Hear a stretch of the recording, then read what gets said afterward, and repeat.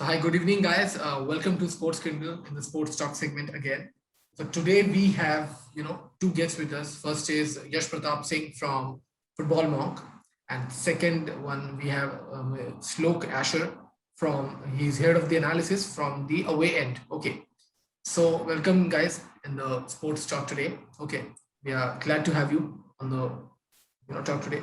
So I hope today's match, like what we are going to talk about, is about yesterday's match of India versus Qatar.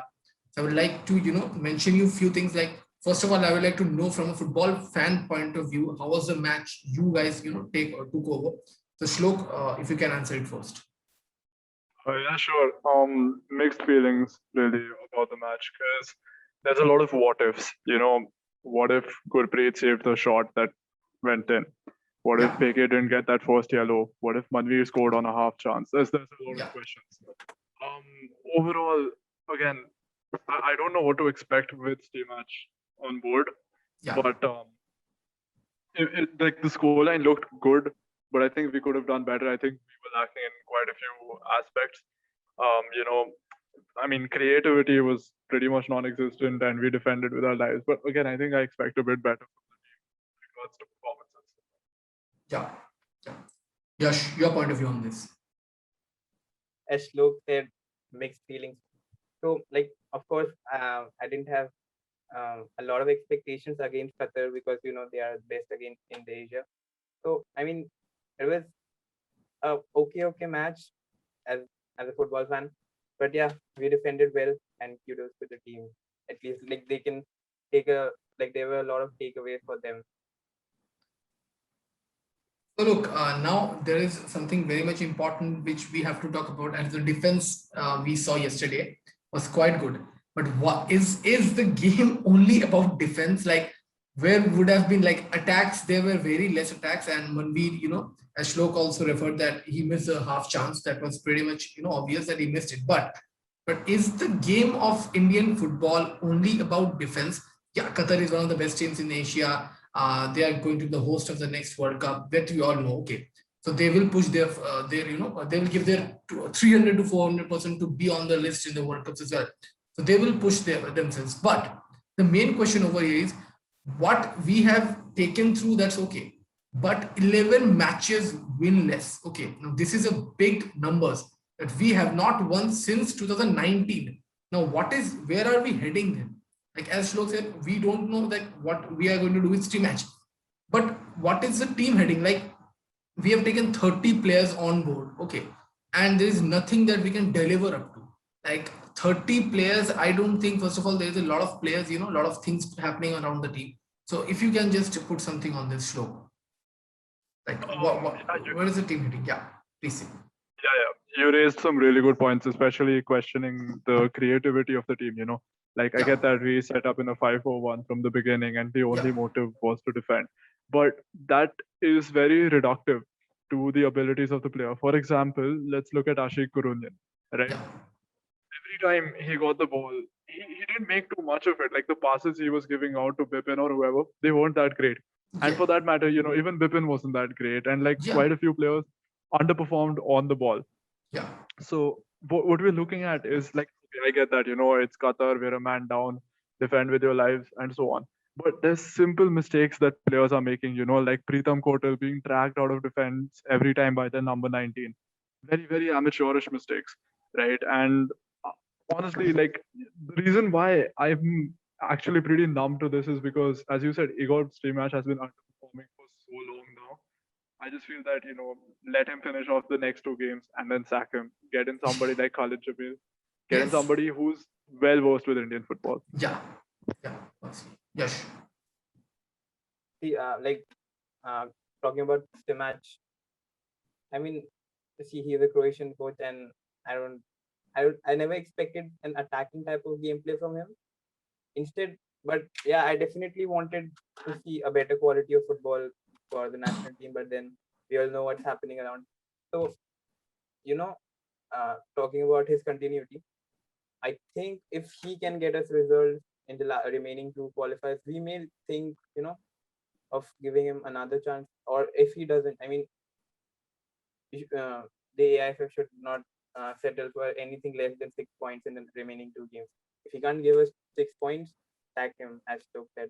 So, if we want to move forward, like as the hashtag says, Indian football forward together.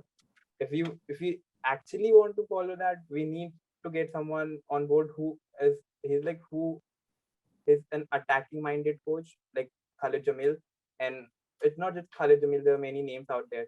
So in match mostly, he mostly settles for a draw. Either a draw or a loss.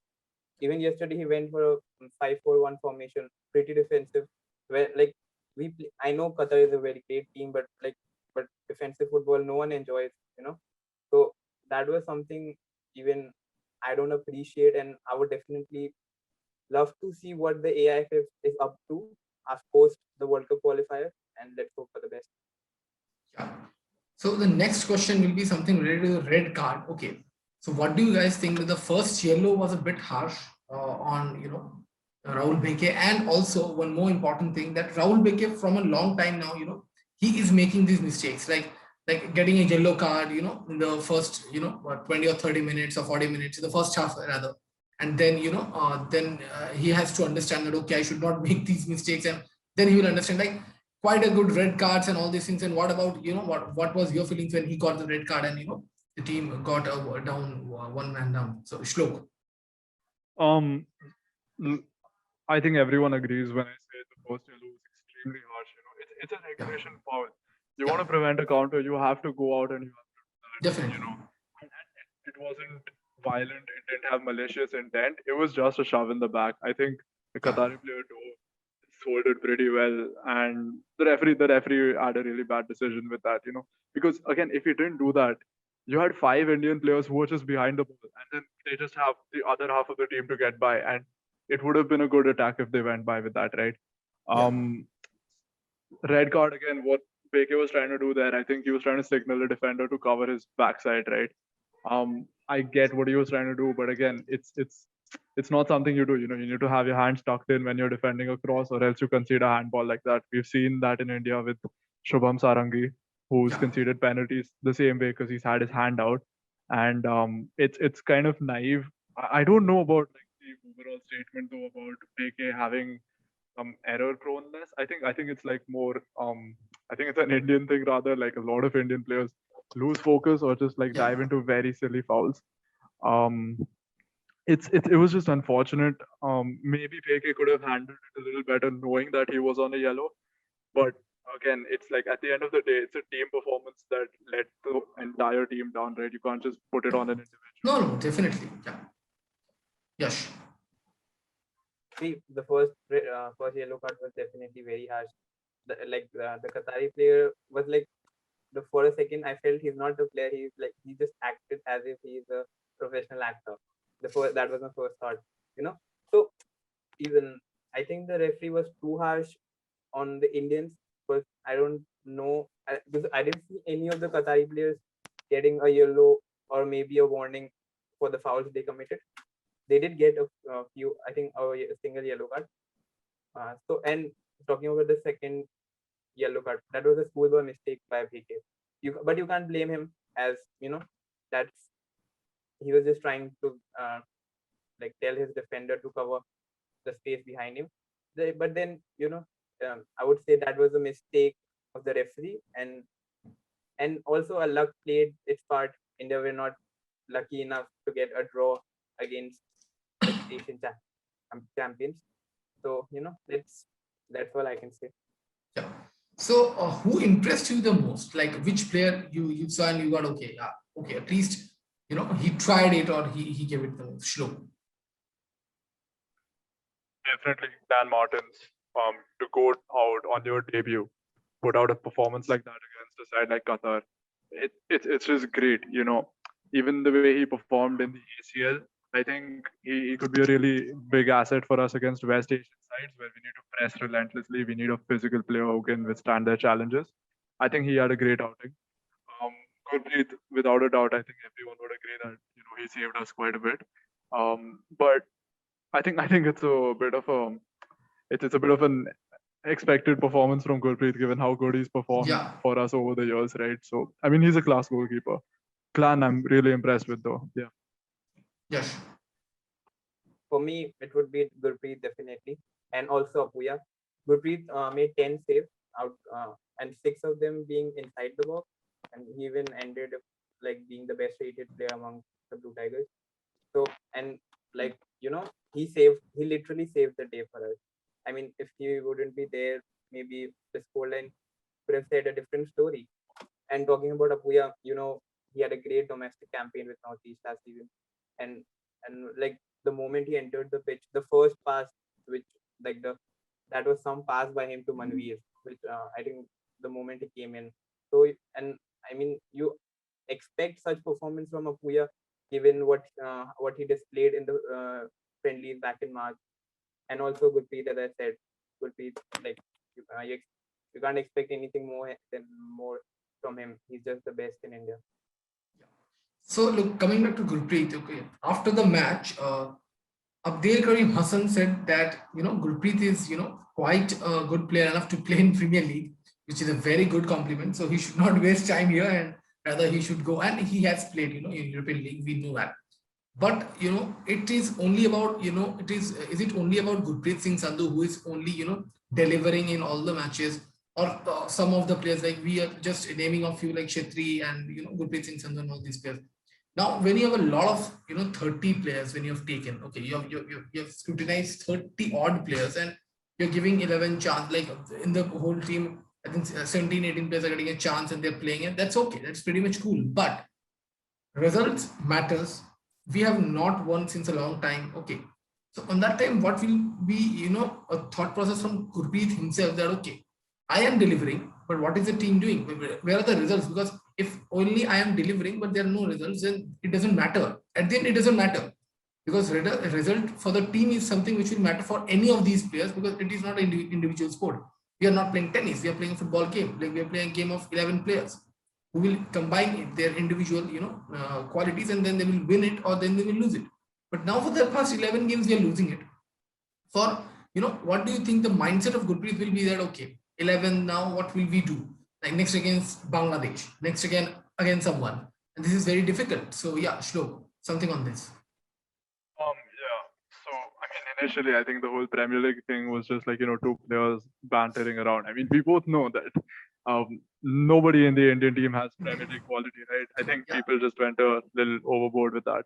But yeah, fair point. I think that's like an issue almost every star player would face with their team, right? Like when they feel that sometimes they carry more burden than the other players do, and it's a part of football because it's a team effort, right? At the end of the day, maybe one day Gurpreet has a bad game, but then his defenders do well for him. Maybe they make a goal line clearance here and there, or maybe sometimes the attack is doing extremely well, so Gurpreet isn't called into action as much. It's a part of football, I guess. That's what comes with being a professional. The ability that you can play in a team, the ability that you stick for your teammates no matter how bad they are or how good they are actually. So I don't think it's going to be much of a mental issue for him or anybody in the team. I think the 11 games run is like a bigger issue to shake off because you haven't won in 2 years. It's got to be like pretty painful, right? I think Bangladesh is the perfect game to turn this around and try and get like a bit of momentum going. yeah. Yes. Like Gurpreet, as I said, Gurpreet is just carrying forward the pressure which Sunil Shetty used to have. He still has it, but then Gurpreet has taken some load off his shoulders. So Gurpreet is someone who is very strong mentally, and you need to appreciate his mental strength, like the way he approaches a game, just not with the national team, but even in the ISL. He's a winner. He's won the ISL, the Super Cup with Bengaluru. So of course it has been tough for him for not winning over 2 years with the national team. And every time he goes on the pitch wearing the number one jersey on his back for the national team, he gives his best. Of course, as Shlok said, he might not have a good day every day, in every outing of his, but you know he still gives his best. And against Bangladesh, let's hope we finally get something out of that game. Nothing Yeah. less. We should not settle for nothing less than 3 points. Yeah. So coming to the last question of the day, for you two will be very interesting about this Bangladesh game. because the last outing with Bangladesh was not a very good time which Indian football had, because they troubled us with a very good amount of problems and everything. So what do you think Stimat role, or what will he think, and how should the team come in with that? Okay, that we have lost the last match also, and the next match is against Bangladesh, with whom the last outing was not really a good one. So it will be in the back of the mind. Okay, it will be in the back of the mind. We have to overdo a lot of things. So what should be the tactics, like on the point of view, Shlok? I think Bangladesh is one team we can go and take the game to. We can, we can be on the front foot. You maintain possession, you go attack, you try to play your way of playing instead of sitting back and absorbing pressure. Right? Yeah, What I really want to see though, interestingly, is so a 4-2-3-1, and then you have Glenn and Apuya in the double pivot, and Brandon as the attacking mid. And okay, now I don't mean to disrespect Chetri, but I want to see Changte on the left, Bipin on the right, and Manveer as a target man, because this team can really give good crosses, right? And I want to see if I'm pretty sure Manveer will get like at least two good chances on the ball. And I don't know, I like how about the like Yash Pratap on this as well, and maybe Pramit, how about you? Like, would you like to see this, or like, how do you think it should go? yeah, Yash. See, India should definitely not underestimate Bangladesh, given the kind of gameplay they presented the last time they turned up against us. And if you observe Bangladesh's gameplay, they sit back and defend. Like Jamie Davis has like made such a solid defense in that team that they are not easy to break. They defend so well. They just sit back and wait for the opponents to make a mistake and then they counter attack. So India should definitely take the game to them and should play their natural attacking type of football. Like should not Stima should definitely not go in with a defensive mindset. Instead, he should, of course, he should not go all attacking instead or either. But then he should have a game plan that suits that attacking the balanced gameplay, which I would say. So India should definitely not underestimate them, and you know they are Bangladesh are a tough team to break down, and India should be at their best if they want to get 3 points against Bangladesh. Yeah. So before we wrap up, there's a question which just came to my mind, and I will have to ask you about this. That like Igor Stimac, his contract is going to get over, and I don't think so. It is going to be renewed. So like I don't think so personally. So it is one of the calls which I have taken from my heart, that he should not be there. But whom should we consider? Like, look, now for the past 7-8 years, we are seeing ISL. Okay, and there are coaches who are quite good enough to know about Indian football, okay, and who has done well. So will you pick someone from those, that who actually we need someone who knows Indian football in and out, okay, from from the past few years now, or else you will take someone like who also knows Indian football but has not seen in the front from the front row, but yeah, but he knows that okay how to handle this football and how to like we had contest time. He was a coach who had given a good time to Indian football, but when he left, we are seeing that what is happening. So will we take someone like that, or will we take someone from the ISL batch of coaches who actually knows Indian football in and out, who knows these players? Okay, like, there are some coaches who have made these players, which we are seeing so well today, currently. Yeah. So what's your call on that, Shlok? I think what's most important when we hire a coach is intent and the willingness to work for the team. Right now, somebody like Constantine, who wasn't an Indian, right, but he Yeah. came into the system. He started scouting the GPL. He started getting players who were playing in I League Two, and now Steve Match has just put his hands up and he's saying, no, if a player's not playing in the ISL, I'm not going to So I select don't him. know. Yeah. And that's not something we can have. At the end of the day, I don't think nationality really matters unless they know how Indian football works. They need to know that we at this point of time cannot play possession football. Okay, they need to know the strengths and weaknesses of the team, or at least be willing to explore that, or really dig deep. We do have some Indian coaches at the ready. I would say like Khalid Jamil. I think we could give him a chance. I wouldn't be disappointed if we go for a foreign coach either. But this is something I want to see, that intent. Because again, Stimach could have come to Goa this season. He could have watched the ISL, and it's the perfect opportunity to do that. Every team is in one place. He doesn't have to travel back and forth. He can go. he can go and watch every match, right? But he was sitting in Croatia, and things like these, it just really shows like how much effort is being put into things.